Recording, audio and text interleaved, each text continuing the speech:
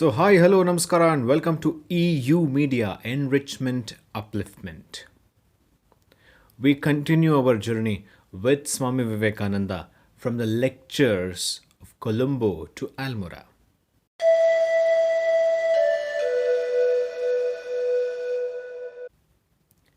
Starting from Colombo, Swamiji completed his sojourn in southern part of India and now has travelled towards the north, his hometown, the Karma Bhumi, Kolkata.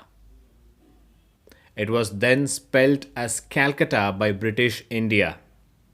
And Swamiji has reached Calcutta and he has been given a grand reception at the town of Calcutta. So today's speech is the address of welcome presented at Calcutta and Swamiji's reply.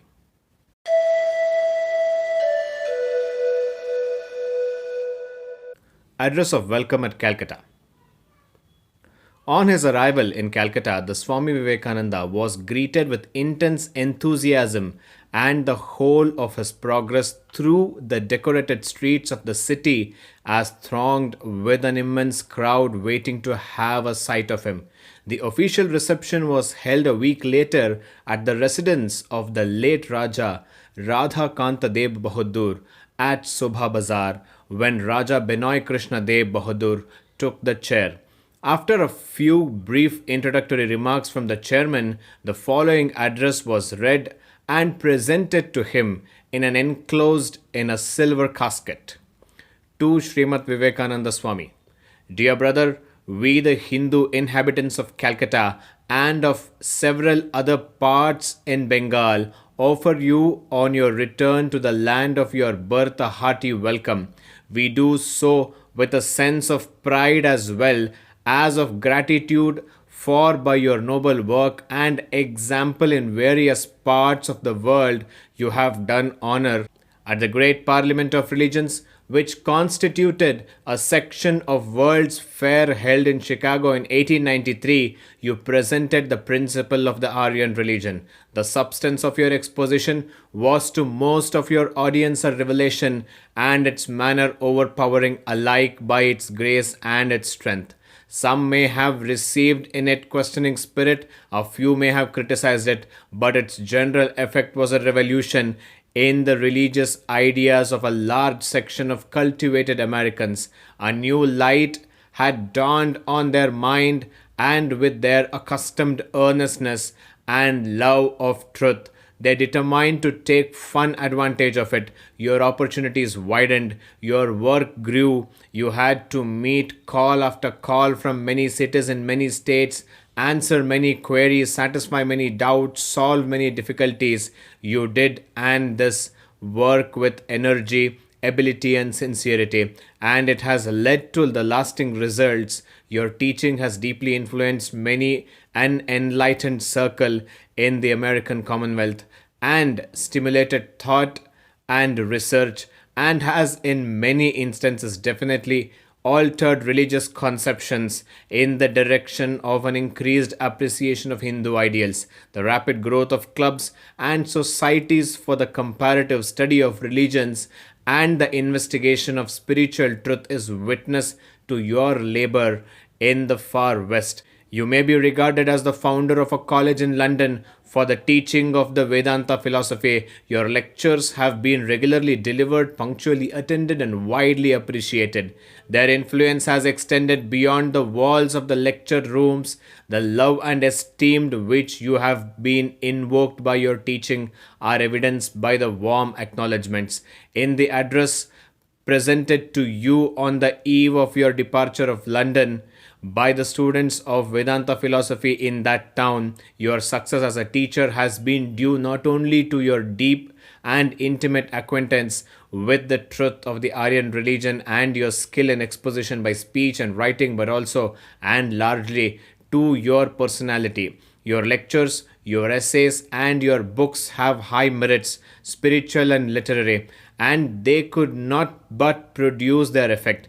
but it has been heightened in a manner that defies expression by the example of your simple, sincere, self denying life, your modesty, devotion, and earnestness. While acknowledging your services as a teacher of the sublime truths of our religion, we feel that we must render a tribute to the memory of your revered preceptor Sri Ramakrishna Paramahamsa. To him we largely owe even you. With his rare magical insight, he early discovered the heavenly spark in you and predicted for you a career which happily is now in course of realization. It was that unsealed the vision and the faculty divine with the which God had blessed you, gave to your thoughts and aspirations that bent that was awaiting the holy touch, and aided your pursuits in the region of the unseen. His most precious legacy to the posterity was yourself. Go on, noble soul, walking steadily and valiantly in the path of you have chosen. You have a world to conquer. You have to interpret and vindicate the religion of the Hindus to the ignorant, the skeptical, the willfully blind. You have begun the work in a spirit which commands our admiration and have already achieved a success to which many lands bear witness. But a great deal yet remains to be done, and our own country, or rather we should say your own country, waits on you. The truths of the Hindu religion have to be expounded to large numbers of Hindu themselves. Brace yourselves then for the grand exertion. We have confidence in you and in the righteousness of our case. Our national religion seeks to win no material triumphs. Its purpose are spiritual. Its weapons is a truth which is hidden away from material eyes and yields only to the reflective reason. Call on the world and, where necessary, on Hindu themselves to open the inner eye, to transcend the senses, to read rightly the sacred books, to face the supreme reality and realize their position and destiny as men. No one is better fitted than yourself to give the awakening or make the call, and we can only assure you of our hearty sympathy and loyal cooperation in that work which is apparently your mission ordained by heaven. We remain, dear brother, your loving friends and admirers. The Swami's reply was as follows. One wants to lose the individuals in the universal. One renounces, flies off, and tries to cut himself off from all associations of the body of the past. One works hard to forget even that he is a man, yet in the ears of his heart there is a soft sound, one string vibrating, one whisper which tells him east or west, home is the best. Citizens of the capital of this empire, before you I stand, not as a sannyasi, no, not even as a preacher, but I come before you the same Calcutta boy to talk to you as I used to do. I would like to sit in the dust of the streets of this city and with the freedom of childhood open my mind to you, my brothers. Accept therefore my heartfelt thanks for this unique word that you have used, brother. Yes, I am your brother and you are my brothers. I was asked an English friend on the eve of my departure, Swami, how do you like now your motherland after 4 years of experience of the luxurious, glorious, powerful West? I could only answer, India I loved before I came away. Now the very dust of India has become holy to me. The very air is now to me holy. It is now the holy land, the place of pilgrimage, the Tirtha. Citizens of Calcutta, my brothers, I cannot express my gratitude to you for the kindness you have shown, or rather, I should not thank you at all, for you are my brothers. You have done only a brother's duty. I only a Hindu brother's duty. For such family ties, such relationships, such love exists nowhere beyond the bounds of this motherland of ours. The Parliament of Religions was a great affair, no doubt. From various cities of this land, we have thanked the gentlemen who organized the meeting, and they deserved all our thanks for the kindness that has been shown to us. But yet, allow me to construe For you, the history of the Parliament of Religions, they wanted a horse and they wanted to ride it. There were people there who wanted to make it a heathen show, but it was ordained otherwise. It could not help being so. Most of them were kind, but we have thanked them enough. On the other hand, my mission in America was not to the Parliament of Religions. That was only something by the way. It was only an opening, an opportunity, and for that we are very thankful to the members of the parliament. But really, our thanks are due to the great people of United States, the American nation, the warm-hearted, hospitable, great nation of America, where more than anywhere else the feeling of brotherhood has been developed. An American meets you for 5 minutes on board of a train and you are his next friend. And the next moment he invites you as a guest to his home and opens the secret of his whole life living there. That is the character of the American race, and we highly appreciate it. Their kindness to me is past all narration. It would take me years yet to tell you how I have been treated by them most kindly and most wonderfully. So are our thanks due to the other nation on the other side of the Atlantic. No one ever landed on the English soil with more hatred in his heart for a race I did for the English. And on this platform are present English friends who can bear witness to the fact. But the more I lived among them and saw how the machine was working, the English national life, and mixed with them, I found where the heartbeat of the nation was, and the more I loved them. There is none among you here present, my brothers, who loves the English people more than I do know.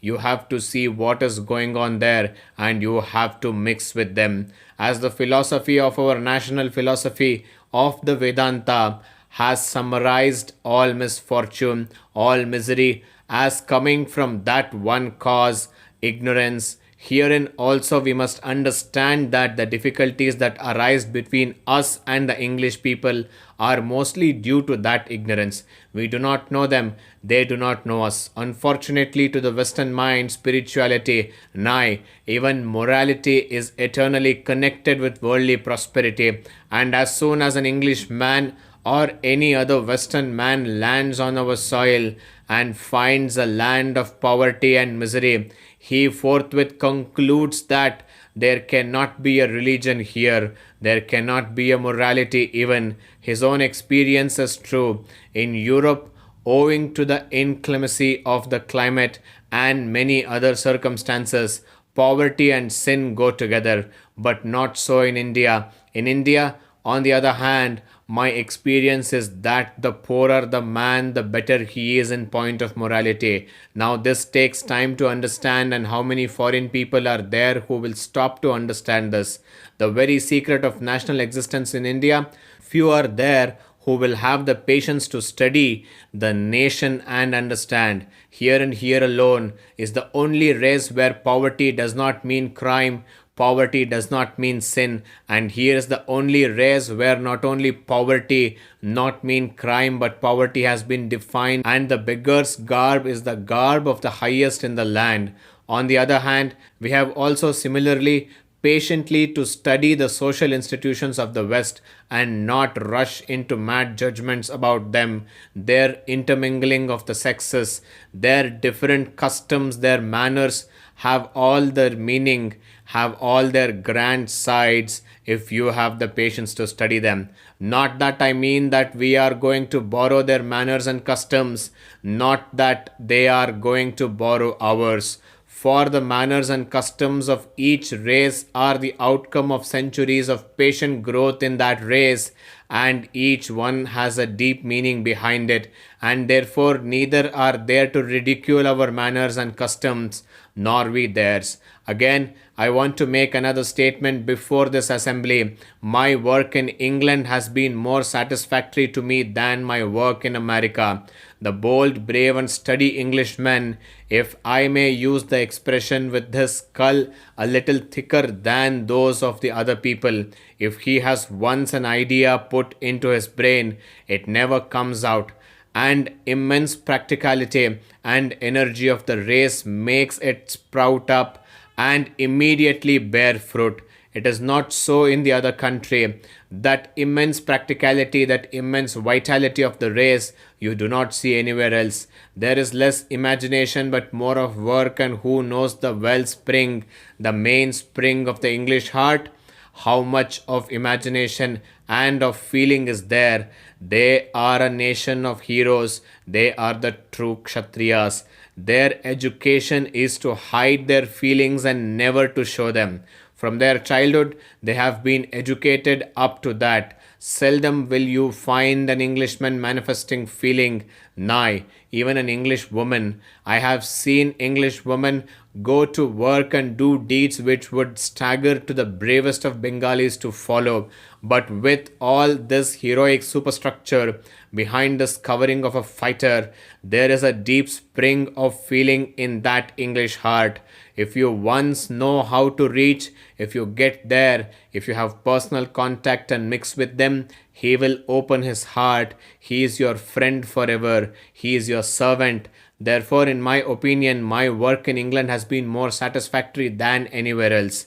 I firmly believe that if I should die tomorrow, the work in England would not die, but would go on expanding all the time. Brothers, you have touched another chord in my heart, the deepest of all, and that is mention of my teacher, my master, my hero, my ideal, my God in my life, Sri Ramakrishna Paramahamsa.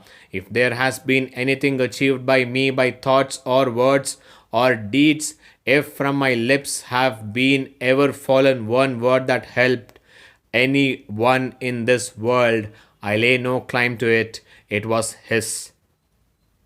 But if there have been curses falling from my lips, if there has been hatred coming out of me, it is all mine and not his.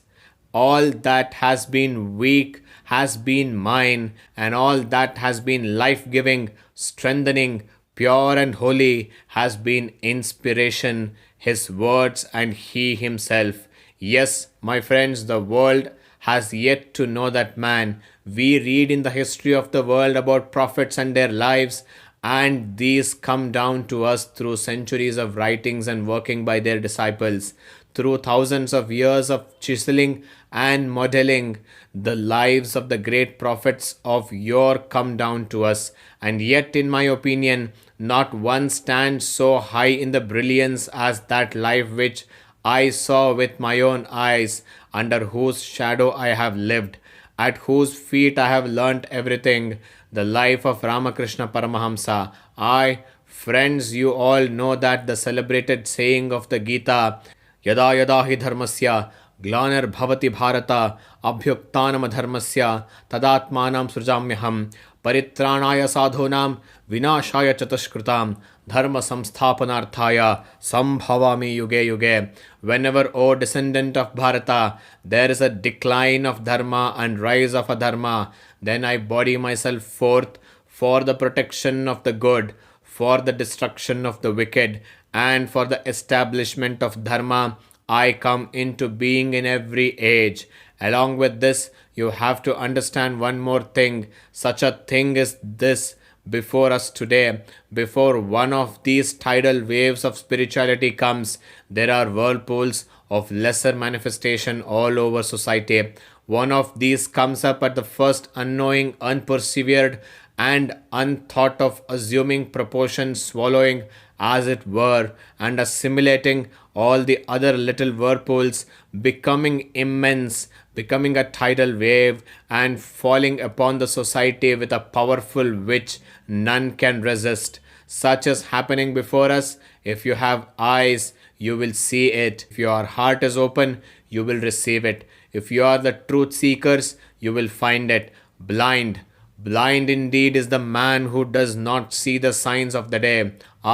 This boy born of the poor Brahmin parents in out of the way village, of which few of you have even heard, is literally being worshipped in the lands which have been fulminating against heathen worships of centuries.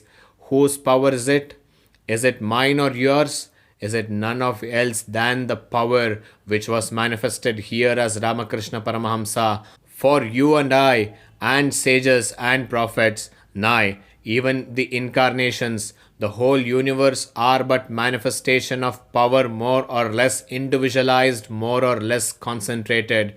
Here has been a manifestation of an immense power, just the very beginning of whose workings we are seeing, and before this generation passes away, you will see more wonderful workings of that power. It has come just in time for the regeneration of India, for we forget from time to time the vital power that must always work in India. Each nation has its own peculiar method of work. Some work through politics, some through social reforms, some through the other lines. With us, the religion is the only ground along which we can move. The Englishman can understand even religion through politics. Perhaps the American can understand even religion through social reforms. But the Hindu can understand even politics when it is given through the religion. Sociology must come through religion. Everything must come through religion. For that is the theme. The rest are the variations in the national life music, and that was in danger. It seemed that we were growing to change this theme in our national life, that we are going to exchange the backbone of existence, as it were, that we are trying to replace a spiritual by a political backbone, and if we could have succeeded, the result would have been annihilation. But it was not to be, so this power became manifest. I do not care in what light you understand this great sage.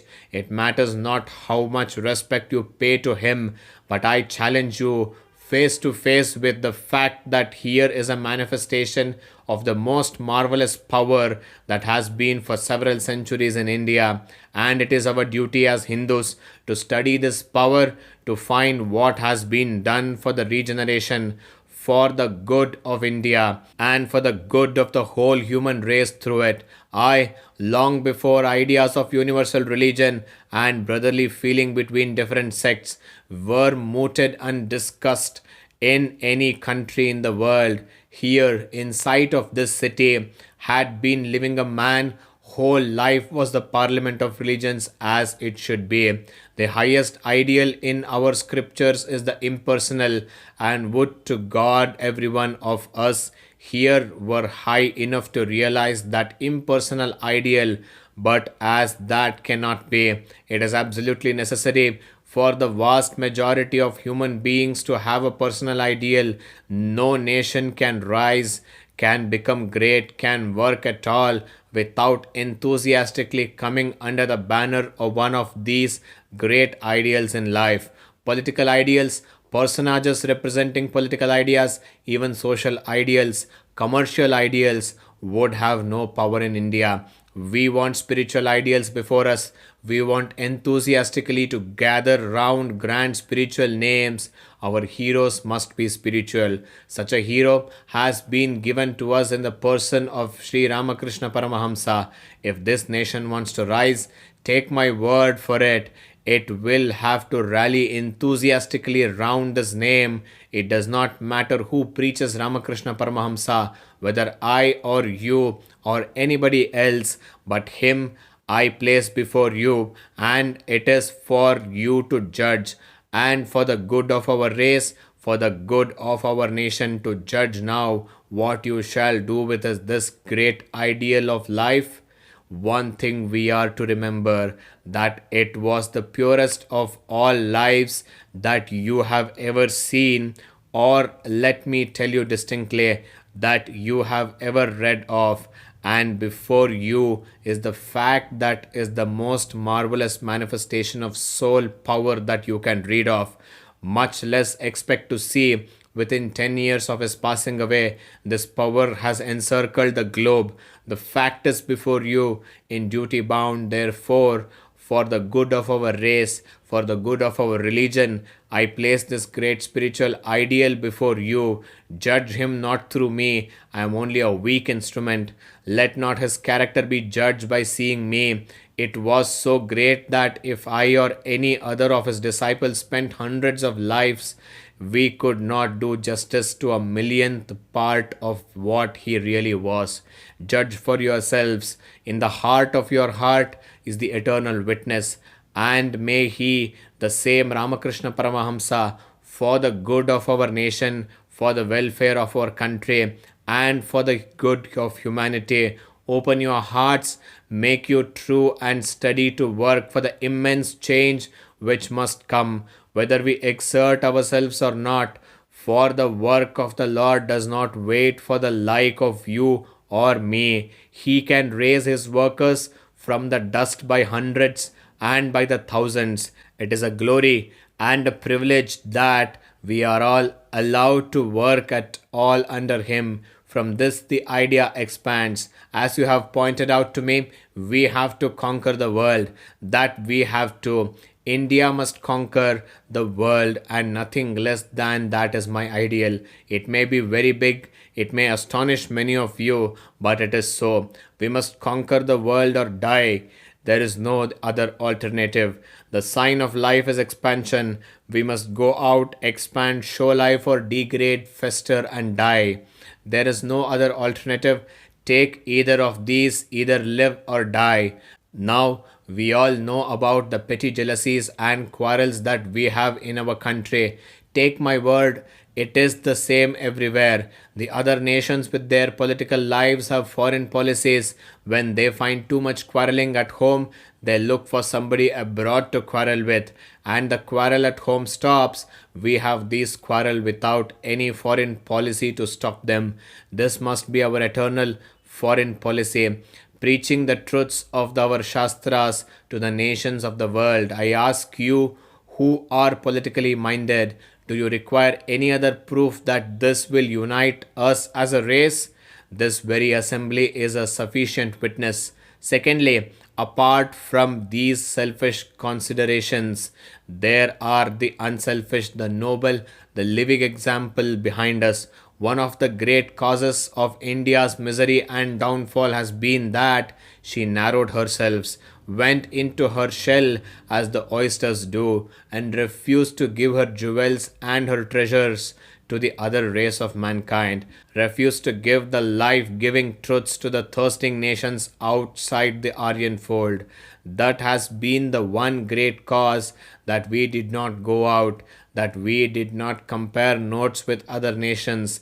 That has been the one great cause of our downfall, and every one of you knows that the little stir, the little life that you see in India begins from the day when Rajaram Mohan Roy broke through the walls of the exclusiveness. Since that day, history in India has taken another turn, and now it is growing with accelerated motion. If we had a little revolutes in the past, deluges are coming, and none can resist them. Therefore, we must go out, and the secret of life is to give and take. Are we to take always to sit at the feet of the Westerners to learn everything, even religion? We can learn mechanism from them. We can learn many other things, but we have to teach them something, and that is our religion. That is our spirituality. For a complete civilization, the world is waiting for the treasures to come out of India, waiting for the marvelous spiritual inheritance of the race, which through decades of degeneration and misery, the nation has still clutched to her breast. The world is waiting for that treasure. Little do you know how much of a hunger of the thirst there is outside of India for these wonderful treasures of our forefathers. We talk here, we quarrel with each other, we laugh at and we ridicule everything sacred, till it has become almost a national vice to ridicule everything holy. Little do we understand the heart pangs of the millions waiting outside the walls, stretching forth their hands for a little sip of that nectar which our forefathers have preserved in this land of India. Therefore, we must go out, exchange our spirituality for anything they have to give us. For the marvelous of region of spirit, we will exchange the marvelous of region of matter. We will not be students always, but teachers also. There cannot be friendship without equality, and there cannot be equality when one party is always the teacher and the other party sits always at his feet. If you want to become equal with the Englishman or the American, you will have to teach as well as to learn, and you have plenty yet to teach to world for centuries to come. This has been done. Fire and enthusiasm must be in our blood. We Bengalis have been credited with the imagination, and I believe we have it. We have been ridiculed as an imaginative race, as men with a good deal of feeling. Let me tell you, my friends, intellect is great indeed, but it stops within certain bounds. It is through the heart and the heart alone that inspiration comes. It is through the feelings that the highest secrets are reached, and therefore it is the Bengali, the man of feeling, that has to do this work. Uttishtata Jagrata Praptyavara Nibodhata. Arise, awake, and stop not till the desired end is reached. Young men of Calcutta, arise, awake, for the time is propitious. Already everything is opening out before us. Be bold and fear not. It is only in our scriptures that this adjective of given unto the Lord, Abih, Abih. We have to become that Abih, the fearless, and our task will be done. Arise, awake, for your country needs this tremendous sacrifice. It is the young men that will do it. The young, that energetic, the strong, the well built, the intellectual. For them is the task. And we have hundreds of thousands of such young men in Calcutta. If you say, I have done something, remember that I was that good for nothing boy playing in the streets of Calcutta. I have done so much. How much more will you do? Arise and awake. The world is calling upon you. In the other parts of India, there is intellect, there is money, but enthusiasm is the only in my motherland. That must come out. Therefore, arise, young men of Calcutta, with enthusiasm in your blood. This is not that you are poor, that you have no friends, or whoever saw money make the man. It is man that always make money. The whole world has been made by the energy of man, by the power of enthusiasm, by the power of faith. Those of you who have studied that most beautiful isle, the Upanishads, the Katha, will remember how the kings was going to make a great sacrifice, and instead of giving away things that were of any worth, he was giving away cows and the horses that were not of any use. And the book says that at that time Shraddha entered into the heart of his son Nachiketa. I would not translate this word Shraddha to you, it would be a mistake. It is a wonderful word to understand. The much depends on it. We will see how it works, for immediately we find Nachiketa telling himself, I am superior to many, I am inferior to few, but nowhere I am the last. I can also do something. And this boldness increased, and the boy wanted to solve the problem which was in his mind, the problem of death. The solution could only be got by the going to the house of the death, and the boy went. There he was, brave Nachiketa, waiting at the house of the death for 3 days, and you know how he obtained what he desired. What we want is this Shraddha. Unfortunately, it has nearly vanished from India, and this is why we are in the present state. What makes the difference between man and man is the difference is this Shraddha and nothing else.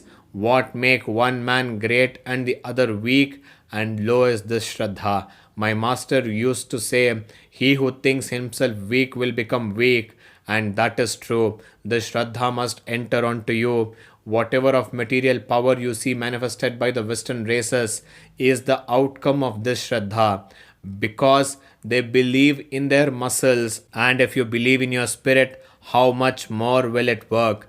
Believe in that infinite soul, the infinite power, which with consciousness of opinion your books and sages preach, that Atman which nothing can destroy in its infinite power, only waiting to be called out. For here is the great difference between all other philosophies and Indian philosophy, whether dualistic, qualified monist, or monist, they all firmly believe that everything is in the soul of itself. It has only come out and manifest itself.